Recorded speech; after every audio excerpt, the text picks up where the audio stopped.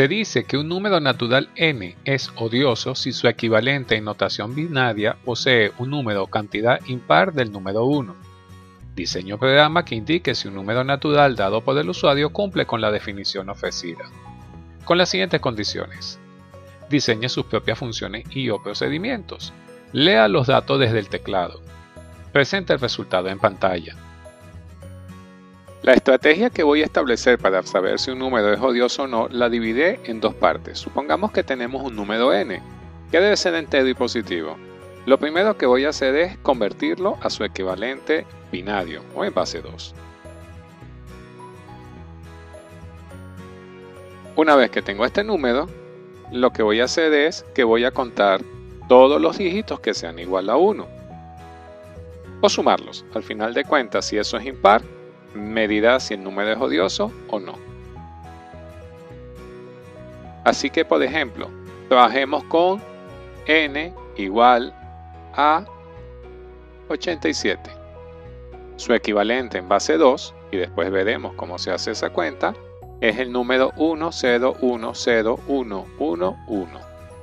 Tome en cuenta que este valor, aunque hayamos hecho la conversión y tengamos esa representación en una variable de tipo entero, sigue siendo un número decimal para el computador. Así que lo que voy a plantear es que lo voy a dividir entre 10 de forma sucesiva.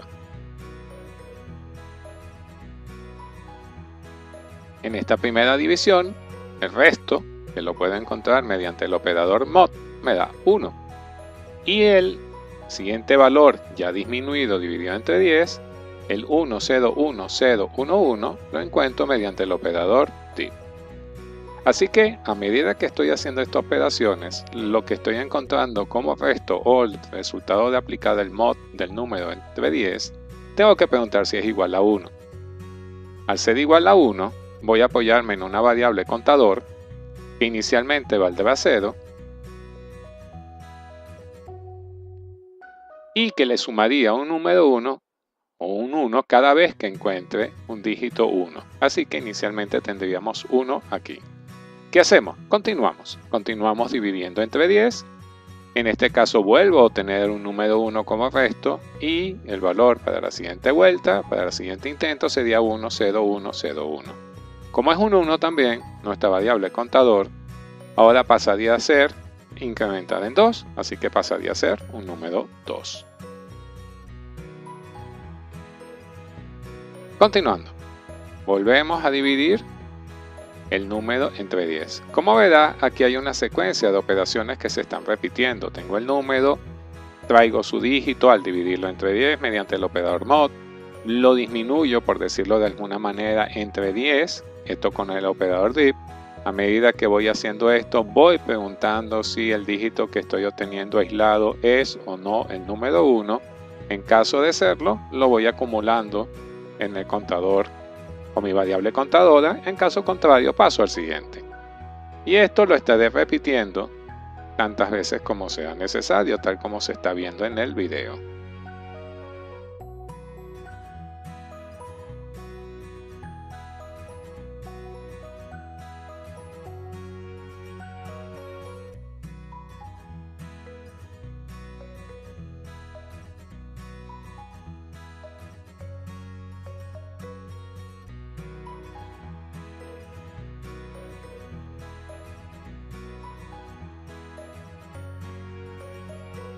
Note que al final de cuentas, no importa qué tantos dígitos tenga el número con el que estoy trabajando, tendré una operación donde al final el número queda reducido a 0.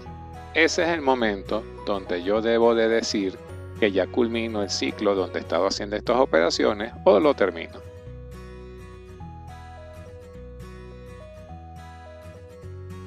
¿Qué quedaría? Preguntar si el valor que está en la variable contador es un número par o impar. Al ser impar, puedo concluir que es un número odioso. De lo contrario, es un número no odioso, dándole el mensaje pertinente al usuario.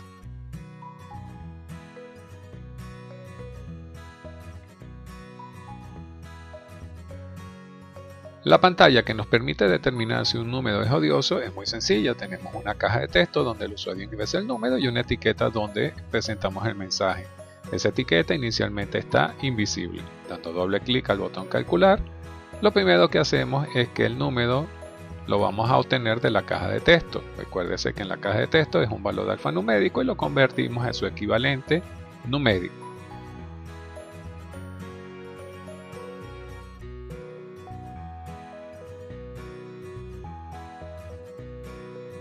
La siguiente operación que deberíamos de realizar es obtener el número binario del valor que nos dieron.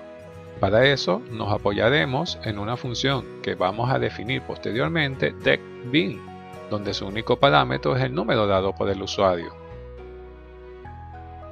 Vamos a utilizar un contador que inicialmente lo tenemos en 0 y establecemos un ciclo repeat until donde iremos tomando dígito a dígito los elementos de este número e iremos reduciéndolo hasta que el número le hayamos sacado todos sus dígitos. Para eso, dígito decimos que n binario, que es nuestro valor binario, le hacemos el mod, la división o el resto de la división entera entre 10. Y a su vez, ya preparándolo para la siguiente vuelta y reduciendo este número, decimos que n binario va a ser igual al número binario, solamente que aquí aplicamos la división entera con el div 10, tal como habíamos dicho en la explicación previamente. Aquí podemos aprovechar de una vez y preguntamos si el dígito es igual a 1, es que tenemos uno de los valores que nos interesa e incrementamos en 1 el contador.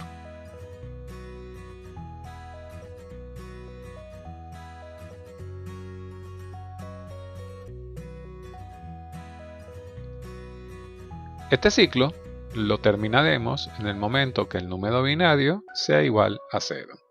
Y ahí le habremos tomado todos sus dígitos.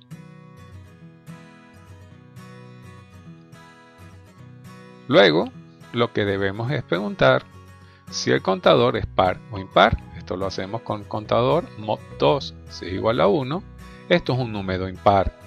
Entonces, podemos indicar a través de la etiqueta número 2 el mensaje pertinente.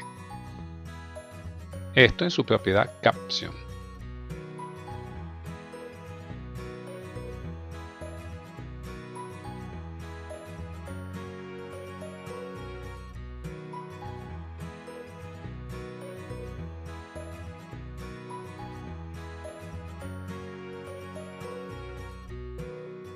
Caso contrario, y aquí sí tenemos que emplear un else, la división es exacta entre 2, por lo cual es un número par, así que el mensaje es que el número no es odioso. Al final de cualquiera de estas dos condiciones, debemos de hacer que la etiqueta 2 sea visible. Así que ponemos su propiedad visible igual a true.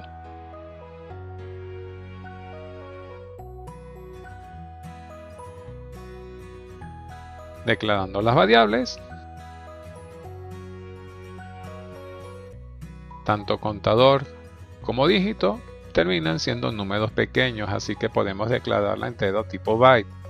Y número, por ejemplo, sea tipo word para darnos una pequeña margen, de tal manera que el número binario equivalente, que lo vamos a guardar como un elemento numérico, lo vamos a declarar tipo integer. Así que lo que nos queda es declarar nuestra función decBin. Para indicar la estrategia que voy a emplear para convertir un número en base 10 a su equivalente en base 2, trabajemos con un ejemplo, sea el número 19, al que le vamos a hacer las siguientes operaciones. Divido entre 2. Eso va a dar que sobre 1, esto lo tengo con el operador mod. Y lo que sería la división entera sería 9, y esto se obtiene con el operador div. Esta operación la voy a repetir varias veces, siempre dividiendo entre 2, porque quiero hacer la conversión a un número en base a 2. Si fuera otra base, se divide entre el número base. Como van viendo, el número se va disminuyendo poco a poco y voy obteniendo restos de división entera. ¿Cuándo voy a terminar esta situación? Aquí sería el último paso y es cuando el número ha sido convertido en 0. Ahí yo sé que debo de terminar.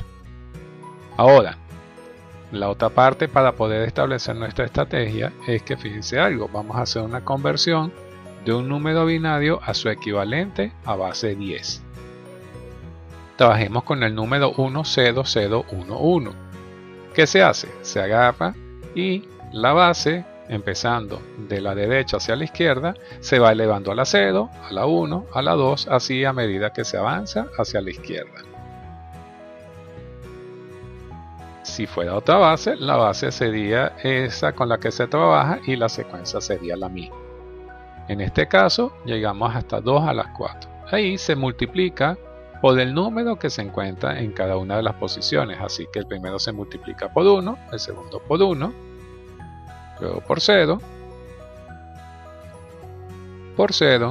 y finalmente se multiplica por 1. Los resultados parciales van a ser 1, 2, 0, 0,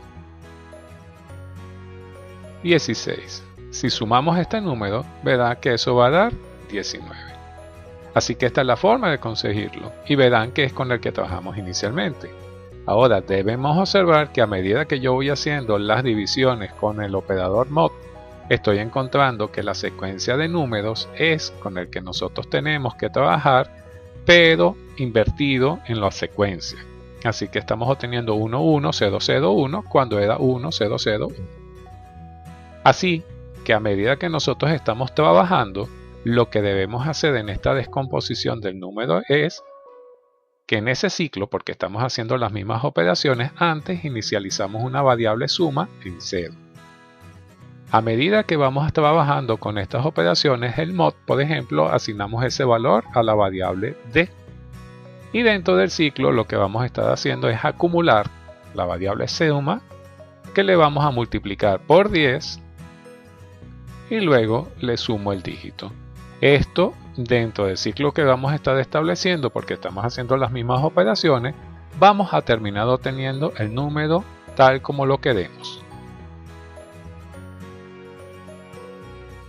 Lo que nos queda ahora es hacer la definición de la función que lleva el número a su equivalente en binario. Para eso declaramos en la zona de declaraciones locales del botón la función decBin, donde decimos que entra el número n, y n es tipo Word para ser consistente con lo que nosotros estamos teniendo en el programa de llamada. El resultado estamos diciendo en este caso que es tipo integer. Colocamos su zona de sentencias y lo que vamos a hacer de primero en este cálculo es que vamos a declarar una variable suma donde inicialmente le decimos que vale 0. Establecemos un ciclo repeat until y dentro de ese ciclo repeat until vamos a hacer operaciones muy similares a las que estábamos haciendo cuando sacábamos los dígitos, solamente que ahora d sería n mod 2, que es el resultado de la resta entre 2, el resultado entero. Decimos que n es igual a n div 2, así que vamos dividiéndolo sucesivamente de forma entera entre 2 y aquí vamos a ir acumulando, tal como habíamos indicado en la explicación. Nuestra variable suma va a ser a la variable suma por 10 más el dígito. Esto es lo que nos va a ir dando el número en binario en la estructura ya adecuada y correcta para lo que es su representación. Para finalizar, el identificador de la función decBin, vamos a decir que es el resultado, que se guarda en la variable suma. Nos falta declarar las variables locales. Recuérdense que n es local, pero entra como parámetro, así que tenemos que decir que tenemos d, que es tipo bytes, vamos tomando dígito a dígito, realmente va a ser un 1 o un 2, y tenemos suma, que es tipo integer. No teniendo más variables dentro de la función, lo que nos quedaría es comprobar si el programa ha sido bien escrito, así que damos al proceso de compilación.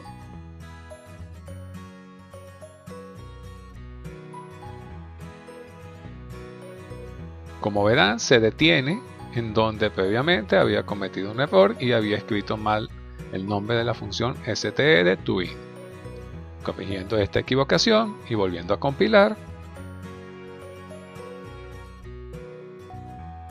no tenemos más problemas y empezamos a hacer pruebas. Así que ponemos el número 17 y me dice que no es odioso.